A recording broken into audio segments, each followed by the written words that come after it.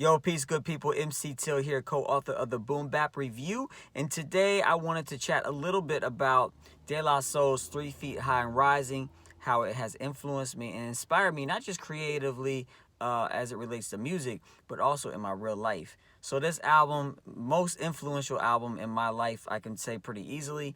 It's not my favorite album of all time, not even my favorite Native Tongues album of all time. It was at one point though. But it is the most influential. I remember hearing this album and thinking, man, I want to do this too. Like, I want to rhyme, and I want to make beats, and I want to make skits, and I can do this. And so it was very inspiring and influential for me. And, you know, life sometimes gets pretty difficult, pretty challenging. Like right now I'm dealing with a lot of things that are just weighting me down. My wife had hip surgery a number of months ago.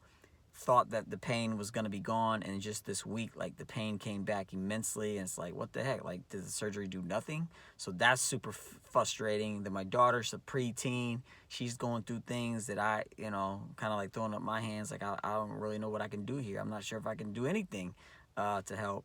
My son, he's 6, so he's being a 6-year-old all the time, so that's can be challenging. So on top of everything else, like, life can get really challenging, and I know it's relative. Like, I know there's people, like, my wife is alive. I know some people have lost their spouses or lost their kids. I know some people live in, like, these war-torn countries where they're, like, fearful of, like, bombs being dropped on them and stuff like that. Like, I know there's worse issues in the world, but, when you're going through a challenge, when you're going through a painful situation, like, it doesn't really matter how painful the next person's challenge is. It's like you're going through that thing, and it can feel pretty intense.